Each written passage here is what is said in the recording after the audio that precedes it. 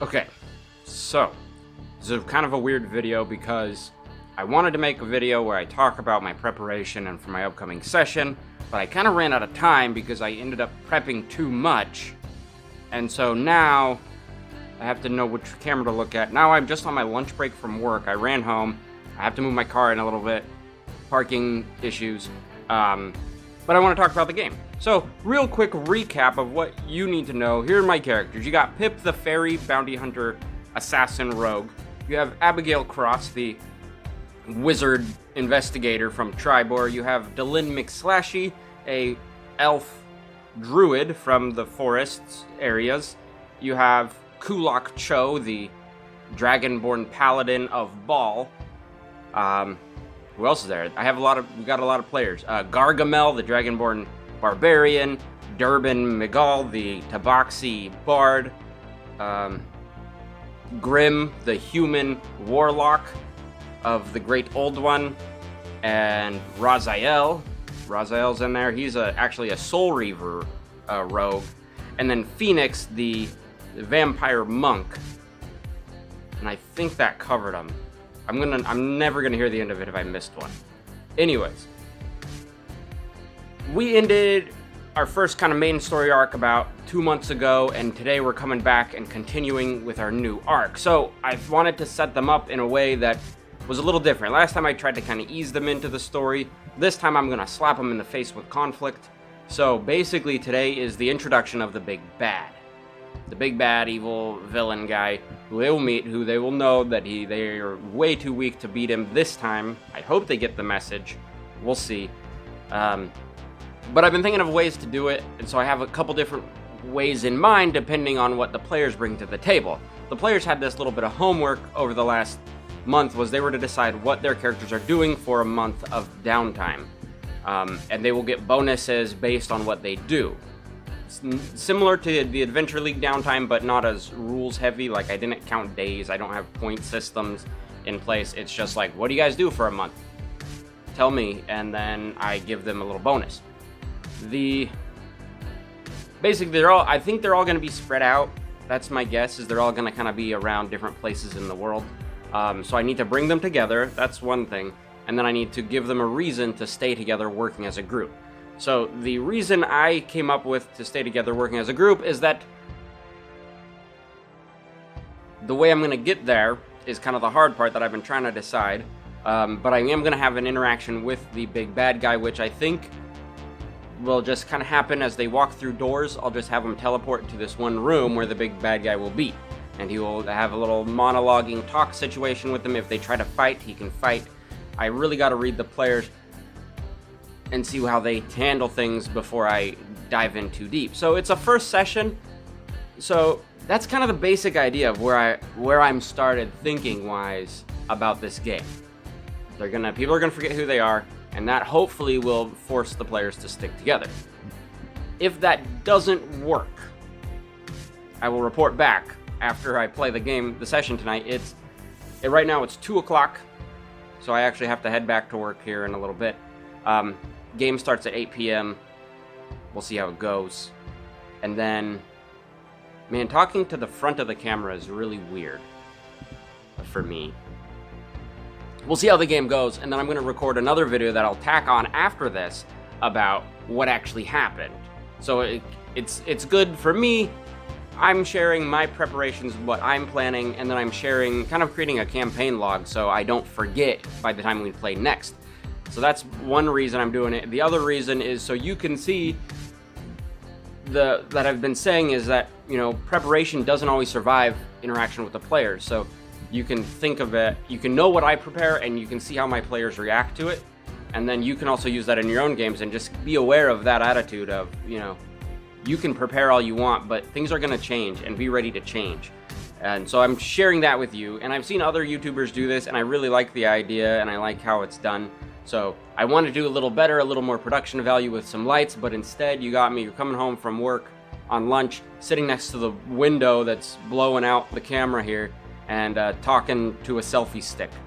So, so stay tuned. Soon coming up is going to be the campaign summary, what actually happens in the session. Stick around. So, when I recorded the last video, I had just come home from work on a lunch break. Today I just got back from work for the day, and it's the day after I ran my first session. So I wanted to really quickly, I haven't even cleaned up the apartment yet, I haven't done anything. I just got home, I sat down, I'm going to tell you about the game yesterday, because it was very unique. My players got really creative. I felt like they leveled up as characters or players in the game. They learned some new things. I need to learn to look at this camera. But it was interesting, and so I wanted to share with you what actually happened so you can know where I went wrong, or, just take something from this, maybe. So, the game started, and of course, I had given my players a lot of freedom of where they were after a month, and they were all in different parts of the world. So, first I had to get them together somehow, so of course I made them all kind of get sucked into a dream. The dream was where they met the character who is a god named Cyric. If you are familiar with the Dungeons and Dragons pantheon and stuff, you'll know who Cyric is. I used a different version of Cyric, which is, he's like a little dude, but he is a god, he's very powerful, and he was the boss of the big bad guy from the last, mini arc that we did. His whole point was just to get a message to the players and give them some information to kind of begin driving their adventure forward. But my players, and I knew this going in that they would probably try this, but they decided to try and fight him. And I gotta say, they did really well. They kept me on my toes. They did a lot of things I wasn't expecting. Namely, Cyric had turned a couple of them into small rodents, like one was a rat and one was a lizard, and they decided to climb up his pants and chomp on his genitals. Alright. They rolled very well, they did the damage, it was cool, good times were had. Later on, the lizard decided he wanted to climb up into Cyric's butt, and then the other player decided to dispel the magic that created the lizard, basically turning a lizard into a 6-foot something tall dragonborn in an instant inside of Cyric. Kind of gross. But I had a ace up my sleeve, which they found out pretty quickly. One, it was a dream, so not everything was meant in a reality kind of setting, and also they were fighting a god, and so because he's a god, I can bend some of the rules and break some of the rules. So even though the Dragonborn burst out from inside Cyric, he was able to congeal, so to speak, or reconstitute himself into his normal form after a turn.